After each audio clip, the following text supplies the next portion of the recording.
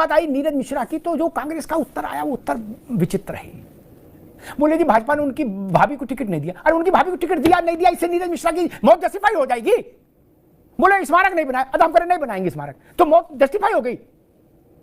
बोले उसने अपनी गर्दन खुद काट ली थी। कैसी बात करते हो मित्र? भाजपा ने उसको दिया नहीं दिया वो भाजपा जाने, उसका परिवार जाने, लेकिन क्या नीरज मिश्रा की हत्या जस्टिफाई हो जाएगी? ये चरित्र ठीक नहीं। हत्या किन लोगों ने की? कौन लोग संदिग्ध थे? परिस्थितिजन्य साक्ष्य क्या कह रहे थे? इसलिए, और उस वक्त कांग्रेस ने क्या कहा था? अब तो मुसीबत है कि विवेक जी गठबंधन में है, उस वक्त तो कांग्रेस की गांठ खुली हुई थी, कांग्रेस ने भी कुछ कहा था, मैं याद दिलाऊं? छोड़ दीजिए, चेहरा बहुत खराब करना भी ठीक नहीं, जाने दीजिए। भगवा की बात आई, कांग्रेस अध्यक्ष ने कहा भगवा पहनना है तो बाहर करो इनको। मैं कहता हूं राजनीति में गुंडे आ सकते हैं, अतीक सांसद हो सकते हैं, विधायक हो सकते हैं, मुख्तार सांसद हो सकते हैं, विधायक हो सकते हैं, उनके भाई हो सकते हैं, क्या शहाबुद्दीन हो सकते हैं, मैं 100 नाम गिना सकता हूं। बड़े बड़े भ्रष्टाचारी हो सकते हैं, गायत्री प्रसाद प्रजापति जैसे लोग हो सकते हैं, विधायक, मंत्री, परम पूज्य मंत्री। ये मैं नहीं कह रहा गायत्री कैसा था, अखिलेश जी का वीडियो मौजूद है गायत्री के बारे में कि गायत्री कितना बवाली था, अखिलेश जी का वीडियो मौजूद है, उनकी बात का तो खंडन कोई कर नहीं सकता। मेरी बात क्या कर भी दो तो, उनने खुद कहा वीडियो में कि हमारी कहां सुनता है अखिलेश गायत्री, नेताजी बैठे उन्होंने कहा तो आपकी सुनता है, मैं मुख्यमंत्री हूं लेकिन मेरी तो नहीं सुनता ना गायत्री, रिकॉर्ड में है, इसलिए नाराजगी मुझसे मत रखना, उधर रखना।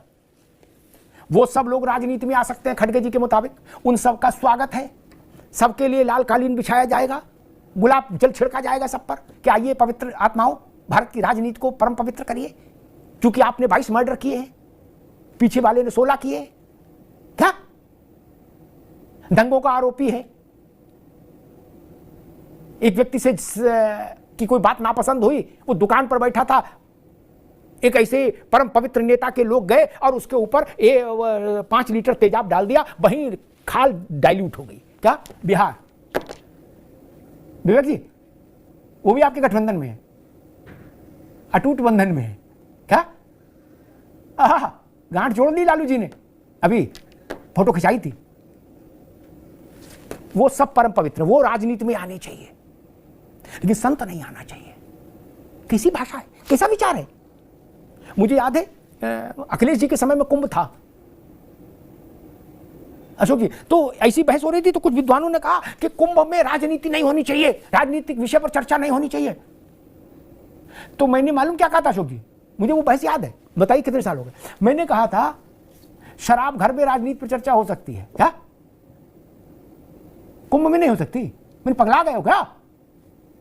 तब 25 करोड़ लोग आए थे, मैंने जहां भारत का 25 करोड़ आदमी इकट्ठा हुआ, राजनीति पर चर्चा होनी ही चाहिए। मुर्दों का कुंभ है क्या? 45 करोड़ लोग आएंगे, कांग्रेस को अच्छा लगे खराब लगे, विवेक जी माफ करिएगा, मैं आवाहन करता हूं इस मंच से, 45 करोड़ लोग आएंगे कुंभ में। राजनीति, धर्मनीति, अर्थनीति, रक्षा नीति, भारत की सब नीतियों पर चर्चा होनी चाहिए, समाज की हर नीति पर चर्चा होनी चाहिए। इतनी बड़ी संसद कहां मिलेगी हमको मनीष बाबू? 45 करोड़ लोग सीधे सशरीर, कांग्रेस, सपा, बसपा, भाजपा सब जोड़ लो, इनके सारे असली नकली सारे सदस्य जोड़ लो, कितने? क्या 45 करोड़ लोग आएंगे? वहां चर्चा नहीं होनी चाहिए? अखाड़ों को नई ड्रेस भेजेंगी कांग्रेस, बोले तुम सफेद पहनो। कभी आपने ये कहा कि मदनी साहब जब राज्यसभा गए थे तो आपने कभी उनसे कहा था कि टोपी मत पहनो? नहीं ना, नहीं ना।